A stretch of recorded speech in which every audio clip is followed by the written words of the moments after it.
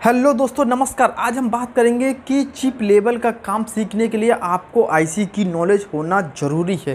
यदि आपके पास आईसी की नॉलेज नहीं है तो आप चिप लेवल का काम नहीं कर सकते, फॉल्ट फाइंड नहीं कर सकते। आप कहते हो कि हाफ शॉर्टिंग क्या होती है, फुल शॉर्टिंग क्या हो। जब तक आपको आईसी की नॉलेज नहीं होगी कि आईसी किस तरह से बनती है और आईसी के बनने में क्या क्या चीज़ का इस्तेमाल होता है। दोस्तों, आज इस वीडियो में हम जानेंगे कि आईसी किस तरह से बनती है फैक्ट्रियों में। दोस्तों, ज़्यादातर हमारे चिप सेट में दो तरह की आईसी लगी होती है, एक है क्वालकॉम, एक है मीडियाटेक। दोस्तों, आज हम बात करेंगे कि दोनों ही आईसी किस तरह से बनाई जाती हैं। चलो दोस्तों, वीडियो में एंड तक बनी ना, जब भी आप समझ पाओगे कि हाँ इस तरह से आईसी बनती है और हाफ शॉर्टिंग होती है तो फुल शॉर्टिंग होती है, तो आप किस तरह से चेक कर सकते हो स्टेप बाय स्टेप। कभी कभी क्या होता है, हाफ शॉर्टिंग सेट होने के बावजूद भी कोई भी पार्ट्स गर्म नहीं होता है। इसका रीज़न क्या है? आप यदि ये समझ गए कि हमारी आईसी किस तरह से फैक्ट्री में मैन्युफैक्चरिंग होती है, तो आप इस प्रोसेसिंग को भी समझ जाओगे कि हाफ शॉर्टिंग फुल शॉर्टिंग किस तरह से आती है और किस तरह से इसे सॉल्व आउट किया जाता है। चलो दोस्तों, वीडियो में बने रहना एंड तक, जब आप समझ पाओगे। चलो वीडियो स्टार्ट करते हैं। कि दोस्तों, आपने जाना कि हमने बताया था कि इसमें आपको बताएंगे कि आईसी किस तरह से बनी होती है, जभी तो आप समझ पाएंगे कि एक हमारी पीएम आईसी किस तरह से हमें डिफरेंट वोल्टेज दे देती है। जैसे कि हमें रिंगर आईसी के चाहिए 2.8 वोल्टेज, जो कि इसी पावर आईसी से निकलते हैं।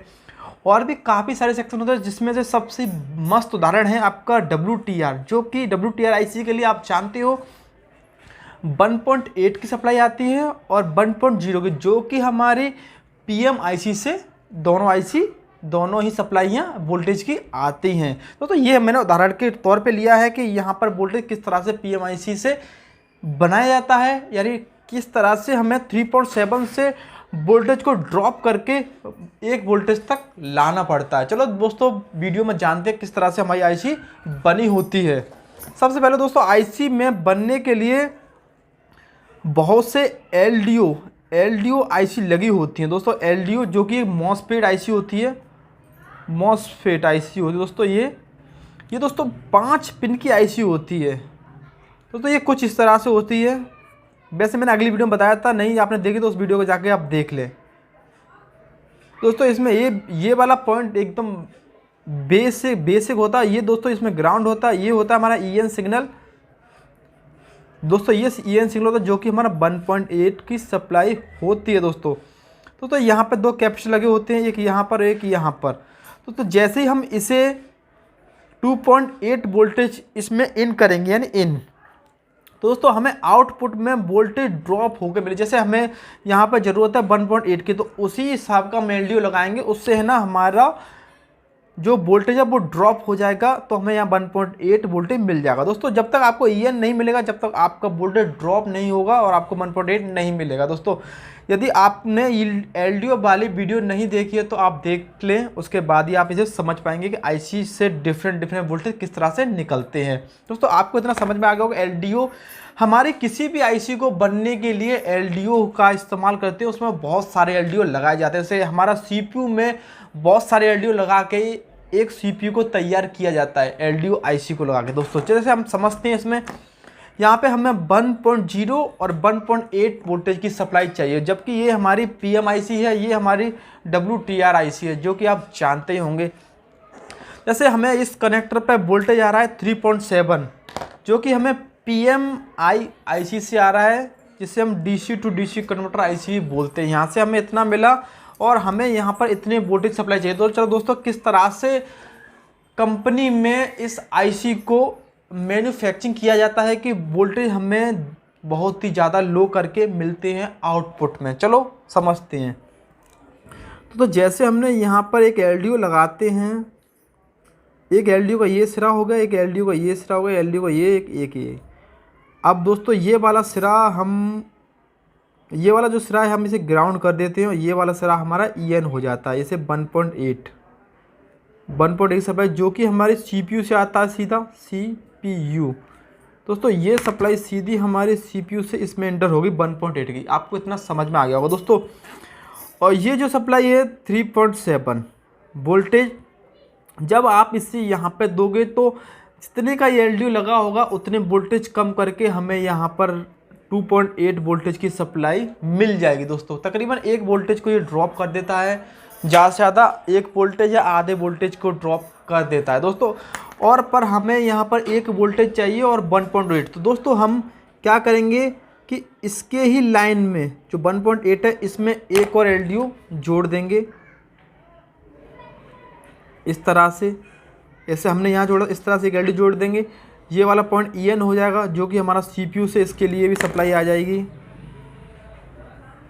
या यहाँ से भी ले सकते हैं, और ये ग्राउंड हो जाएगा। तो दोस्तों यहाँ पर जब आप चेक करोगे तो आपको 1.8 वोल्टेज मिल जाएगा। जैसे मैंने आपको बताया था कि हम 2.8 वोल्टेज देते हैं और उसी हिसाब से हम LDO लगाते हैं, जितने हमें वोल्टेज ड्रॉप करने पड़ते हैं उसी वैल्यू का LDO लगा के हम वोल्टेज को कम कर देते हैं। दोस्तों आपने जाना कि यहाँ पर 1.8 की सप्लाई आ गई, तो दोस्तों यहाँ पर इस सप्लाई को हम सीधा बाहर निकाल लेंगे यहाँ तक, और ये सप्लाई सीधी हमारी यहाँ तक पहुँच जाएगी। आपने समझा कि हमें 1.8 की सप्लाई किस तरह से मिली।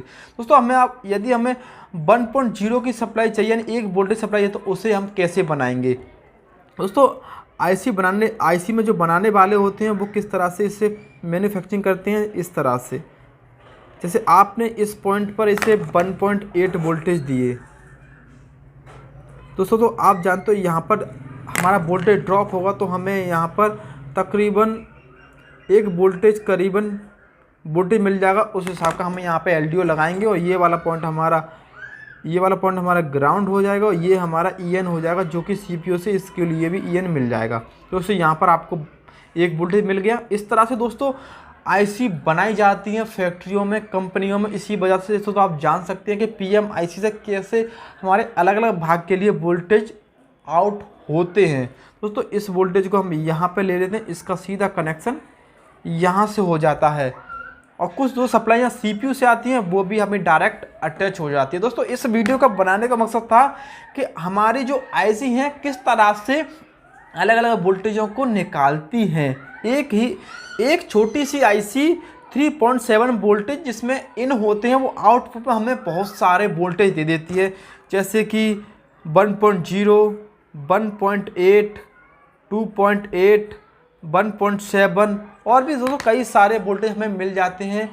कुछ वोल्टेज दोस्तों हमारे CPU के लिए जाते हैं पावर IC से निकलने के बाद, वो वोल्टेज दोस्तों बहुत ही लो होते हैं। इनमें हमें कॉल का इस्तेमाल दोस्तों, जैसे कि यदि हमें यहाँ पर 1 वोल्टेज से भी कम वोल्टेज चाहिए तो दोस्तों आप देख सकते हैं यहाँ पर हमें, अब आप इस तरह समझिए, यहाँ पर हमें 1 वोल्टेज मिला, ये लाइन 1 वोल्टेज की। आपको यहाँ तक समझ आएगा IC किस तरह से वोल्टेज को कम करके हमें भागों को भेजती है।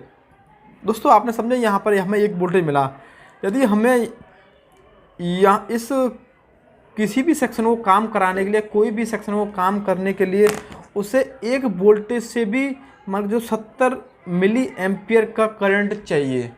दोस्तों एक वोल्टेज से कम करंट हो गया तो आप किस तरह से इसे कंपनियां वाले बनाते हैं। 1 वोल्टेज यहाँ से मिलेगा तो यहाँ पर वो रेजिस्टेंस का इस्तेमाल करते हैं, रेजिस्टेंस R। रेजिस्टेंस का क्या काम होता है? तो रेजिस्टेंस का भी काम होता है करंट को कम करके आगे भेजना। इसका थोड़ा सा साइन इस तरह से होता है दोस्तों, जैसे ही आप यहाँ पर 1 वोल्टेज की सप्लाई इस जगह पे आएगी तो उस जितनी वैल्यू का आप रजिस्टर लगाएंगे उतने ही वोल्टेज को ड्रॉप करके आगे भेजेगा। जैसे हमने ये वाला रजिस्टर जितनी वैल्यू को लगाएंगे तो ये जितना वोल्टेज हमें चाहिए उतना वोल्टेज ये ड्रॉप करके हमें यहाँ पर 0.7 मिली एम्पियर का करंट यानी इतना हमें वोल्टेज मिल जाएगा। दोस्तों इस तरह से हमारे IC बनी होती है, बनाई जाती हैं। इस तरह से इस भाग को एक कैपेसिटर लगा के इसे दे दिया जाए। दोस्तों कैपेसिटर क्या काम होता है? कैपेसिटर काम होता है किसी वोल्टेज को प्योर DC में कन्वर्ट करना। दोस्तों जैसे कि इसके साथ कुछ भी वोल्टेज अगर हल्का ऊपर नीचे आता है, जैसे कि 71 या 72 आता है, तो ये 2 वोल्टेजों को खुद कंज्यूम करके आपको IC को प्रॉपर वोल्टेज देने की कोशिश करता है। दोस्तों जिससे क्या है हमारे ICयाँ वर्क अच्छी तरह से करता रहे, सेट हमारा ओके चलता रहे। दोस्तों और इसमें आपके लिए क्या सीखने वाली बात है? दोस्तों इसमें आपके सीखने वाली बात है कि आप कैसे पहचानो किसी भी सेट में जब शॉर्टिंग होती है, आप DC डीसी पावर सप्लाई पे जब लगाते हो तो उसमें कुछ ही मिली एम्पियर करंट कंज्यूम कर, जैसे 10 या 0.2 किया, तो आप समझ नहीं पाते उसमें इतने वोल्टेज में कोई भी पार्ट्स गर्म नहीं होता, क्योंकि ये मिली एम्पियर में करंट कंज्यूम करते हैं। इस तरह से आप कंफ्यूज हो जाते हो कि किस चीज़ में ये फॉल्ट है। दोस्तों इसी वजह से मैंने आईसी बताया कि आईसी हमारे इतने सारे वोल्टेजों को आउट करती है। तो दोस्तों सबसे पहले यदि आपके पास कोई भी पार्ट गर्म नहीं हो रहा तो आपको इनकी ये आईसी निकाल के पहले चेक करना है। सबसे पहले आप पीएमआई आईसी को निकालें, उसके बाद पीएम आईसी को निकाल के फिर आप डीसी पावर सप्लाई से चेक करेंगे तो आपको उम्मीद है, आपको अंदाज़ा हो जाएगा कि हमारे किसी कैपेसिटर में दिक्कत है या सीपीयू में या आईसीयू में। दोस्तों ज़्यादातर केसों में आईसी अगर फॉल्ट होता है, आप आईसी निकाल दोगे तो हमारी शॉर्टिंग यहाँ तक कि हट जाती है।